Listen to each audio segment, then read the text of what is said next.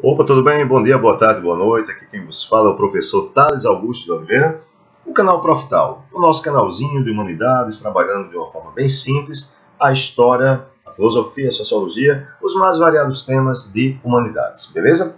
Nós vamos dar continuidade na aula de hoje à temática História do Rio Grande do Norte, que nos propomos a trabalhar há um certo tempo, ok? E nós vamos dar continuidade, lembrando, aqueles e aquelas que quiserem adicionar as redes sociais e também nos acompanhar no Instagram, são todos bem-vindos e bem-vindas. No nosso canal, peço, dá o likezinho legal lá e fique inscrito nele.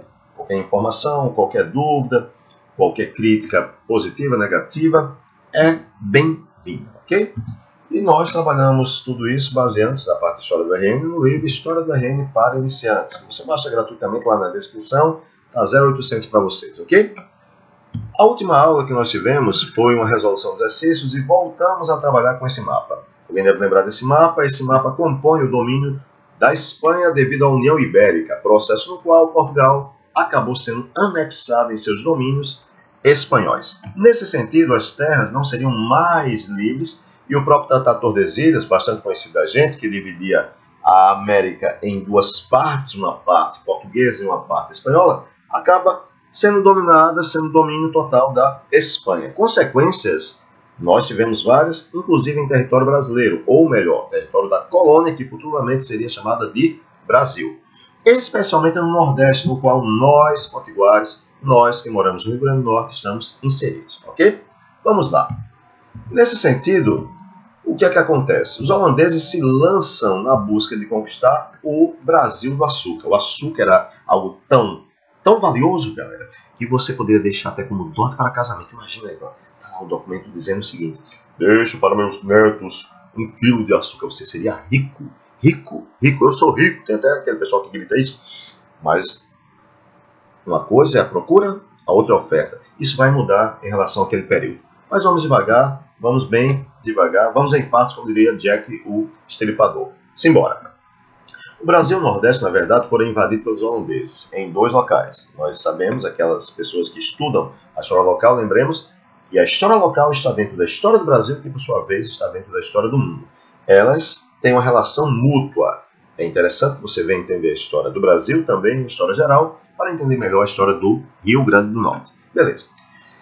Tentaram tomar duas regiões. A Bahia não tiveram sucesso. A Bahia, no caso, Salvador era o coração político, a capital do Brasil, a capital da colônia era Salvador, mas conseguem dominar o coração econômico, conseguem dominar Pernambuco. Pernambuco era o estado de grandíssima produção de açúcar.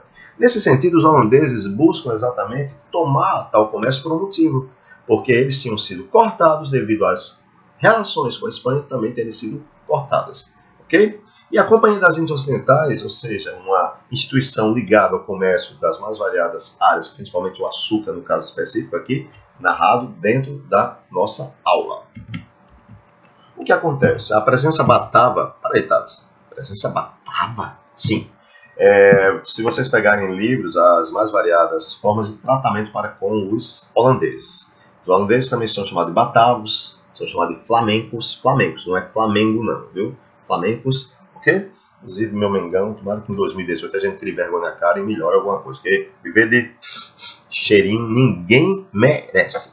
E a presença batava foi interessante, porque a tomada de Pernambuco foi efetivada. Mas por que conquistar o Rio Grande do Norte? Simples. Dois motivos principais. A posição geográfica estratégica e também, lembremos que isso também na Segunda Guerra Mundial foi importante, viu? Nossa posição, Trampolim da Vitória, Parnamirim, Natal, na Segunda Guerra. Mas bem antes, durante o período da invasão holandesa, tomar Natal, tomar Fortaleza dos Reis Magos era essencial. Isso foi feito. Não só foi feito, como as mudanças de nomes, porque a Fortaleza dos Reis Magos passa a ser chamada de Castelo de Kelvin, o Selwyn, que era o chefe da expedição que veio para tal tomada. E também tivemos a mudança do nome da cidade de Natal para Nova Amsterdã. Se Nova Amsterdã, futuramente, outra cidade também vai ter tal título, que vai acabar sendo chamada, sabe o quê? Nova York. Okay? Os holandeses, principalmente judeus que aqui saíram, fundaram a cidade, a Grande Maçã. Especificamente, o que nós lembramos muito da presença dos holandeses é sobre os massacres de Uruaçu, Cunhaú e Ferreiro Torto. Os massacres de Uruaçu, Cunhaú e Ferreiro Torto nos vêm à memória porque até o nome, a designação é muito forte, massacre e tal. Porém, vamos devagar, que o santo é de barro. Ou melhor, os santos, não é? Já que os mesmos que foram mortos, aqueles que sabemos os nomes, acabaram sendo nomeados depois de santos no Brasil. Estão em processo de beatificação, estão em processo de santificação. E o que estava em jogo não era só o comércio do açúcar, não era só a questão de termos ou não a presença holandesa, não era só a busca de víveres, no caso específico, do gado existente aqui. O gado foi essencial, lembremos também, para a tomada da terra, porque estes vinham abastecer a carne para a região de Pernambuco. Por isso os holandeses tiveram essa ideia de tomar o Rio Grande do Norte, ok? E o Jacorrabi é o nome mais conhecido dessa questão. Lembremos determinadas coisas, entre elas a Guerra dos Bárbaros, vai ser o nosso conteúdo da próxima aula, mas nesse momento, quando nós falamos nessa ideia religiosa, havia o quê? Não havia só os massacres de Uruaçu e Cunhaú e Ferreiro Torto movimentados por questões religiosas. Questões econômicas, questões políticas, questões geográficas, tudo estava em jogo. Então, quando nós nomeamos de massacre, de mártires, lembremos que a palavra mártir vem de martírio, testemunho, isso nos dá a ideia de que eles terem sido mortos de uma forma altamente forte. E foram. No entanto, minimizar isso a uma questão religiosa é não analisar criticamente, não analisar historicamente, eita, moto passando. Não analisar criticamente a nossa ideia. E claro que havia boatos da ideia do retorno do domínio português para com essa região. Uma coisa também fundamental do período batavo em terras potiguares foi a participação de Felipe Camarão, essencial para a expulsão dos holandeses. Em qual sentido? Não aqui. Nós tivemos a insurreição pernambucana, interessante que vocês venham procurar um conteúdo de história do Brasil. Tivemos até, segundo os pernambucanos, o nascimento do Brasil em terras pernambucanas. Por quê? O negro Henrique Dias estava lá, o negro, ou seja, é uma das etnias. O Felipe Camarão, o índio Felipe Camarão, juntamente com outros, com certeza, outros negros também, outros índios, e os brancos. Então a ideia de identidade, a ideia de nascimento do Brasil surge também em Pernambuco. Felipe Camarão, inclusive, com certeza, em quase todas as cidades que nós temos em nosso estado, tem ele por homenageado. Ok? Thales, então resuma. O que foi a presença batava? A mudança exatamente de nomes devido à presença dos holandeses, dos flamencos em terras potiguares. Eles vieram por dois motivos. A questão estratégica, defesa, ataque, fortalezer magos também, como também a questão da tomada, especialmente do que nós temos em relação ao gado. Mas os engenhos, o engenho de Cunhaú era importante? Era, mas não tanto comparado a outros. Vamos às imagens para que a gente entenda um pouco melhor, ok? Nós temos aqui a ideia dos massacres, Uruaçu e Cunhaú, Ferreiro Torto, aqui em Conguaretama, Cunhaú. O padre André de Soberal chegou a ser morto também. Nós temos, inclusive, também um índio, notem do seu lado direito da tela, catequizado e convertido. Assim, na imagem do centro, vocês podem notar um cara, inclusive, com as costas sangrando.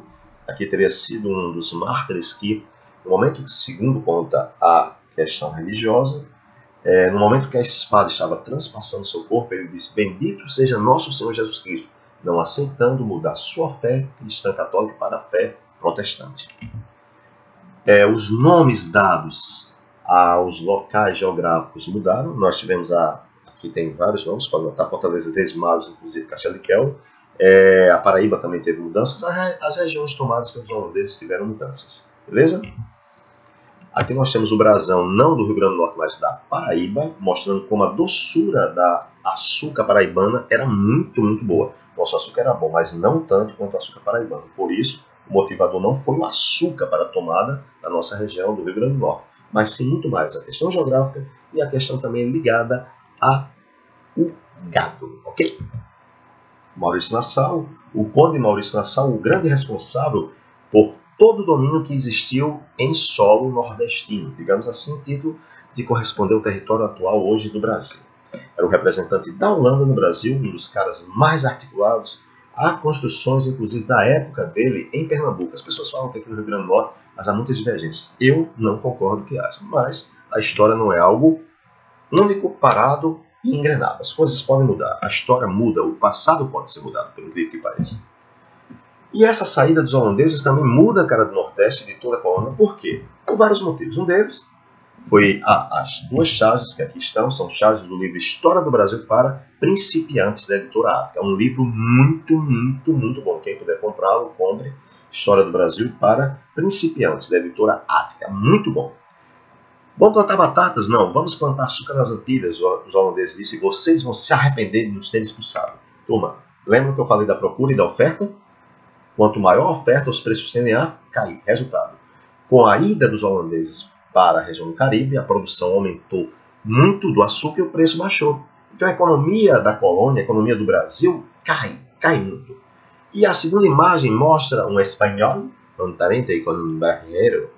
Eu não falo espanhol, I don't speak English, só falo português e ruim. Okay?